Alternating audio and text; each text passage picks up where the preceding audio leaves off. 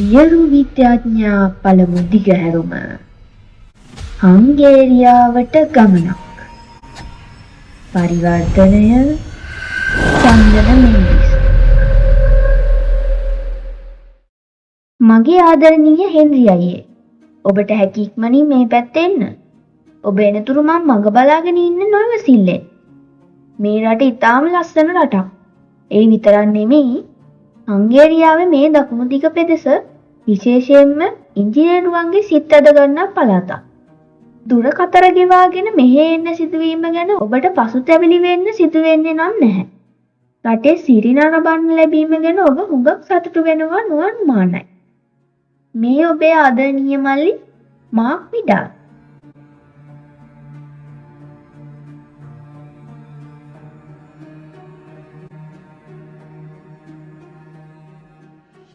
මගේ ආදරණීය මල්ලිගෙන් 1757 අප්‍රේල් මාස 4 වෙනි දින මා වෙත ලැබුණු ලිපිය අවසන් වූයේ එලෙසිනි. මේ ලිපිය නිසා මහා පුදුමාකාර සිතීන් රාශියකට මුහුණ දීමට සිදුවන බවක් මට එවෙලේ කිසිසේත් නොසිතින. මිනිසයා එපමණටම අන්ධයි. අපට මුහුණ පෑමට සිදුවන අద్භූත ඉරණම කිසිවෙකුට නොපෙනී රහසේ සැඟවී ඇති හැටි මගේ සොහොයුරා පැවසුවේ සත්‍යයකි. එම දීර්ඝ ගමන ගැන මගේ කිසිදු පසුතැවිල්ලක් නොමැත. එහෙත් මට මුහුණ පාන්නට සිදු වූ දේවල් කිසිවක් එළි නොකොට මා නිහඬව සිටිය යුතුද? මෙම සත්‍ය එහෙත් විස්මයජනක කතාන්දරය කවුරු නම් විශ්වාස කරත්ද? කවුරු විශ්වාස කළත් නොකළත් මට කමක් නැහැ. මෙය ලොවට එළි කළ යුතුයයි මගේ සිත මට හඬගා කියයි. එම පුදුමාකාර සිදුවීම මම ඔබට කියන්නෙමි. මගේ මල්ලි මාක් එවකට වයස අවුරුදු 28ක තරුණයෙකි. චිත්‍ර ශිල්පියෙකු ලෙස රැකියාවේ යෙදුණු ඔහු පුද්ගලයෙකුගේ පිළිරුම් සිතුවම් කිරීම පිළිබඳ මහත් ප්‍රසිද්ධියක් ලබා සිටියේය. මාක් මට වඩා 8 අවුරුද්දකට වයසින් බාල විය. අපේ මව හා පියා මෙලොව හැරදා ගියේ අප කුඩා අවදියේදීමයි. එහෙයින් මල්ලීගේ ඉගෙනීම හා අනෙකුත් ඕනෑ එපාකම් ගැන සොයා බැලීම බාර වූයේ මටයි. ඒ නිසාම අපි දෙදෙනා දැඩි සහෝදර ප්‍රේමයකින් බැඳී සිටියෙමු. චිත්‍ර ශිල්පය පිළිබඳ මාක් කුඩා කාලයේ සිටම මහත් දක්ෂතාවයක් දැක්විය. එම අංශයෙන් වැඩිදුර ඉගෙනීමක් ලැබීමට ඔහු යොමු වූයේ මගේ ඉල්ලීම නිසයි. දැන් වෘත්තීය චිත්‍ර ශිල්පියෙකු බවට පත් වී ඇති ඔහු එහි දක්වන හපංකම් නිසාම විදේශයන්හි පවා ප්‍රසිද්ධියට පත්විය. දැන් මාක් විවාහයක් කර ගැනීමට සූදානම්ව සිටී. ඔහු සෑහෙන කාලයක් තිස්සේ නැවතී සිටියේ දකුණු හංගේරියාවේ ප්‍රසිද්ධ නගරයක් වූ රක්ස් නම් නගරයෙහි. මුලින් සති ගණනාවක් ඔහු හංගේරියාවේ බුඩාපෙස්ට් නගරයේ චිත්‍ර ශිල්පී කටයුතු වල නිරත විය. ප්‍රදේශයේ සුප්‍රසිද්ධ පුද්ගලයින් කිහිප දෙනෙකුගේ පිළිරුරු ඉතාමත් අනර්ග ලෙස සිතුවම් කිරීම නිසා මාක්ට විශිෂ්ට කීර්තියක් මෙන්ම විශාල මුදලක්ද හිමිය. අනතුරුව ඔහු බුඩාපෙස්ට් නගරයෙන් පිටත් වී ඩැනියුබ් ගඟ දිගේ ඉහළට යාත්‍රා කොට රක්ස් නගරයට ළඟා විය. මෙම ප්‍රදේශයේ වාසය කළ ප්‍රමුඛ පෙළේ ප්‍රභූ පවුල් අතරින් වෛද්‍ය විශේෂඥ රොඩ්රිග් මහතාගේ පවුලට විශේෂ තැනක් හිමි විය. වෛද්‍ය රොඩ්රිග් එම ප්‍රදේශයේ පමණක් නොව මුළු හංගේරියාවේම සුප්‍රසිද්ධ කායික වෛද්‍ය විශේෂඥයෙකි. ඔහුට පිය උරුමයෙන් විශාල ධනයක් හිමි වී තිබිණි. ඊට අමතරව වෛද්‍ය වෘත්තියෙන්ද ඔහු විශාල ධනස්කන්ධයක් උපයා ගත්තේය. අවුරුද්දකට වරක් විවේක නිවාඩුවක් ගැනීම වෛද්‍ය රොඩ්රිග්ගේ චාරිත්‍රය විය. ඔහු ඒ ගත කළේ දෙස් විදෙස් සංචාරයේ යෙදෙමිනි. වෛද්‍යවරයා නගරයෙන් ඈත සංචාරයේ යෙදෙමින් දීර්ඝකාලීනව ඔහුගෙන් ප්‍රතිකාර ලැබූ ධනවත් රෝගීහු මහත් අසහනයට පත් වූහ. උපතුන්ට ප්‍රතිකාර කිරීම කිසිවිටකත් ප්‍රතික්ෂේප නොකළේය. මුදල් අය නොකොට ඔවුනට පිහිට වූ නිසාම වෛද්‍ය රොඩ්රිග් ප්‍රදේශවාසීන්ගේ ඉමහත් ගෞරවයට ලක් විය. එම පවුලට අයත් වූයේ වෛද්‍ය රොඩ්රිග්, ඔහුගේ බිරිඳ කරලාන් නම් වූ ඔහුගේ පුතා සහ මයිරා නම් වූ ඔහුගේ දියණියයි. කරලාන් රොඩ්රිග් යුද්ධ හමුදාවේ කපිතාන්වරයෙකි. මෙම පුද්ගලයින්ගේ පිළිරු සිතුවම් කිරීමට කිහිපවරක්ම රොඩ්රිග් මදුර වෙතට යාමට මගේ මලනුවන්ට සිදුවිනි. එම ගමන්වලදී මයිරා රොඩ්රිග් මෙනවියගේ රූප ශෝභාවෙන්ද ඇගේ යහපත් ගති පැවතුම් වලින්ද මාක් වශී වූ බව මට අසන්නට ලැබිණි. රක්ස් නගරයේ ඔහු වැඩි කාලයක් රැඳුනේද මේ හේතුව නිසයි. තරුණ කාන්තාවගේ රූප ශෝභාවට මාක් ආකර්ෂණය වූවාසේම ඔහුගේ කඩවසම් පෙනුමට මයිරා රොඩ්රිග් මෙනවියද ආකර්ෂණය වූවාය. මධ්‍යම ප්‍රමාණයේ උස මහත ශරීරයක්ද නිල්වන් දැස් දුඹුරු පැහැති හිසකෙස් තිබූ මාක් මනා කඩවසම් තරුණයෙකි. මයිරා පිළිබඳව නම් මා දැන සිටියේ මාක් ලියා තිබූ කරුණු පමණකි. ඇය පිළිබඳව සිත් ඇති කරගෙන සිටි ඔහුට නම් පෙනී තිබුණේ ඇය දිව්‍යාංගනාවක් විලසිනි. ඇය දැකීමට මා සිටියේද නොයිවසිල්ලෙනි. තම අනාගත බිරිඳ මට හඳුන්වා දීමට මල්ලීද නොයිවසිල්ලෙන් සිටි බව මම දැන සිටියෙමි. අපේ පවුලේ ප්‍රධානියා ලෙස සැලකුණු මා රක්ස් නගරයට පැමිණ එක් මාසයක්වත් එහි රැඳී සිටිය යුතු බව මල්ලීගේ අදහස විය.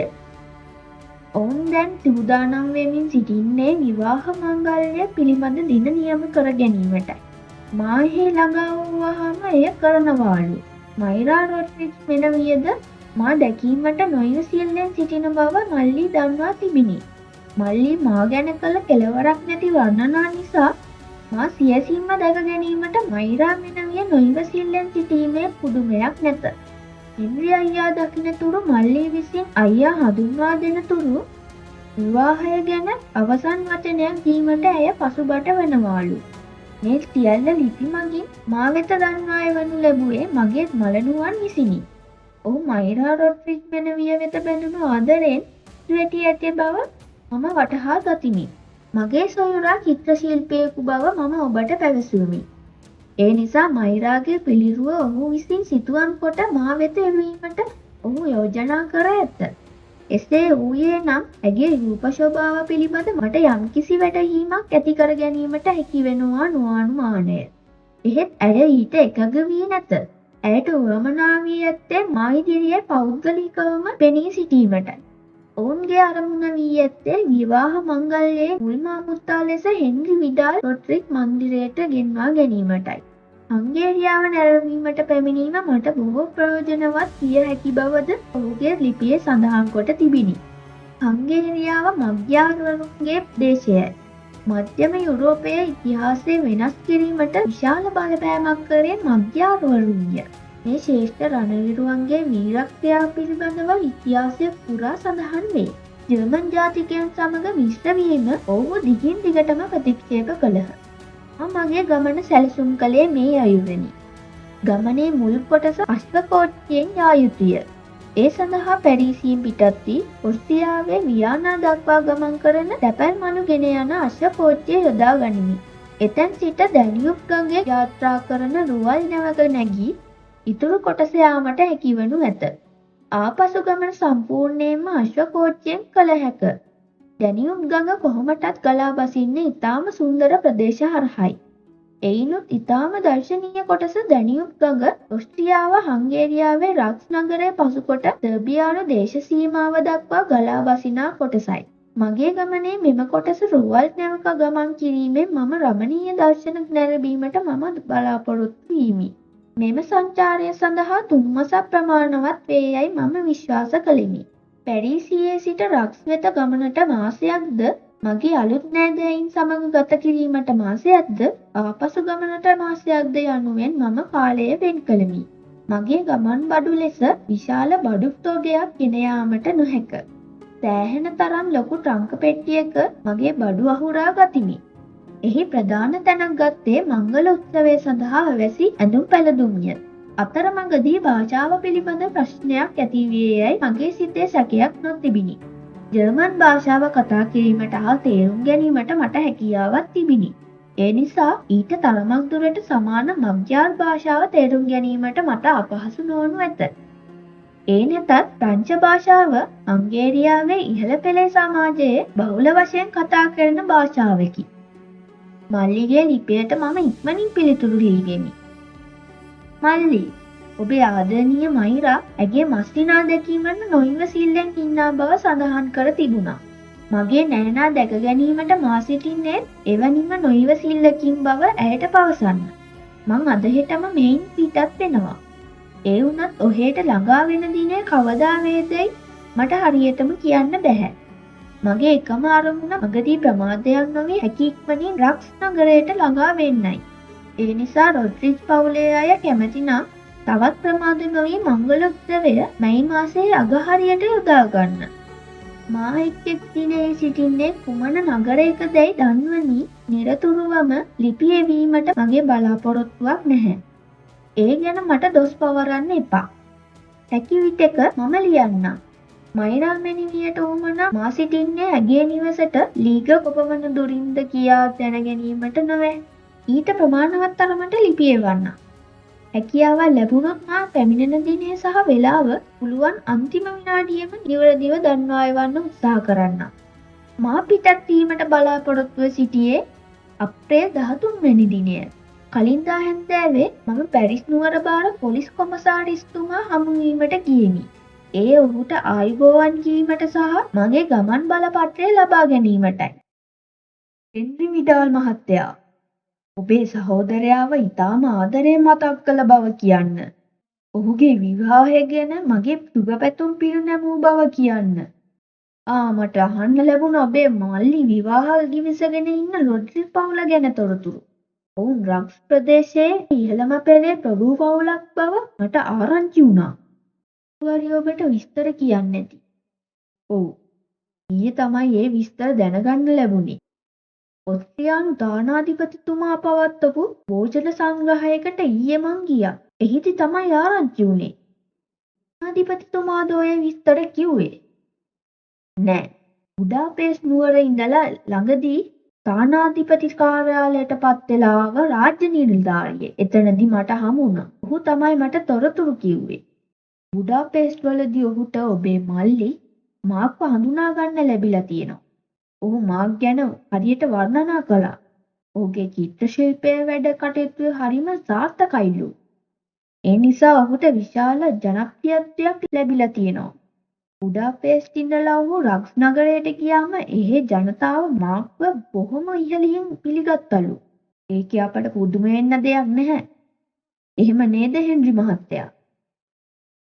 ඒ වුණාට අර නිලධාරියා ඔබට රොඩ්රිග් පවුල ගැන ඒ හැටි වර්ණනාවක් කළේ නැද්ද?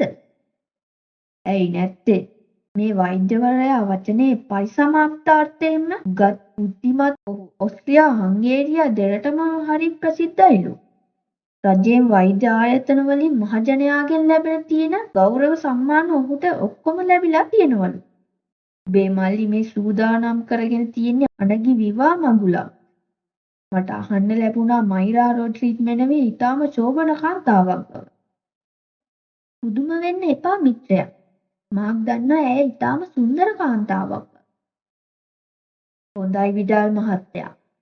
එහෙනම් ඔබේ මල්ලිට මගේ හෘදයාංගම සුබ පැතුම් පිරිනමන්න. ඔහුගේ වාසනාව හා සතුට ගැන ඊර්ෂ්‍යා නොහිතෙන කෙනෙක් නැති වේවි.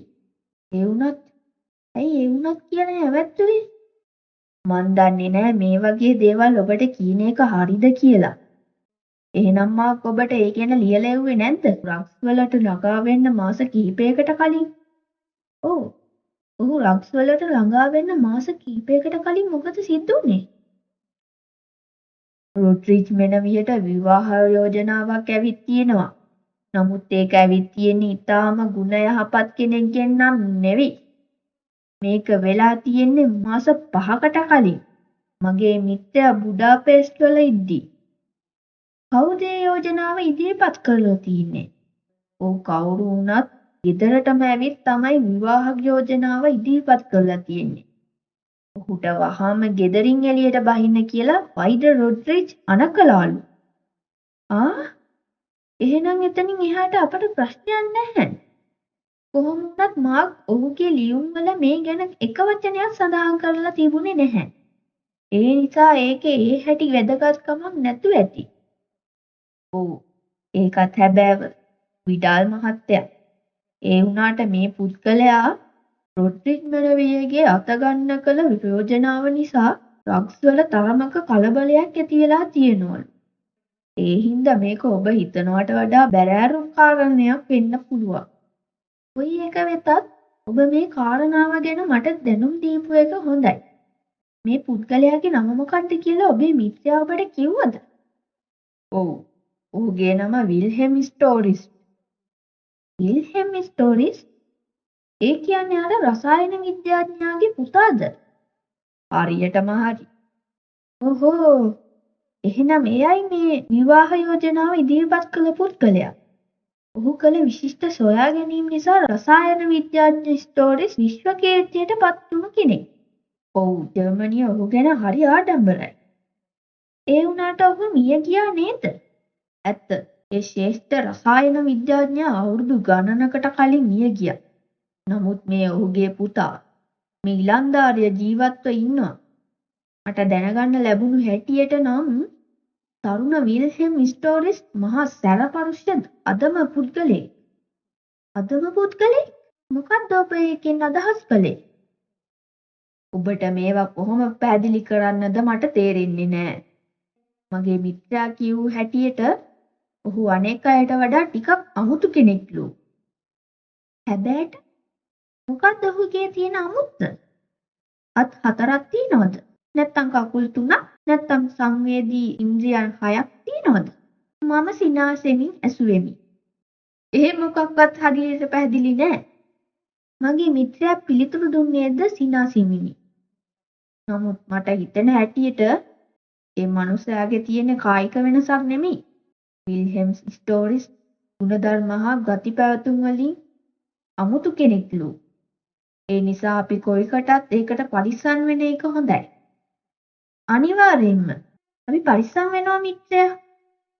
අඩු ගණනේ මයිරා රොඩ්රිග් මෙනවිය මාක් පිඩාල් මහත්මිය බවට පත් වෙන දිනය දක්වාවත් අපි පරිස්සම් වෙනවා.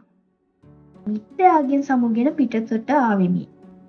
ගමන පිටත් වීම සඳහා අවසන් කළ යුතු වැඩ කටයුතු රාශියකි. කෙසේ වෙතත් මම හදිසි ආරංචිය නිසා සිත කලබලයට පත් කර නොගත යුතුය.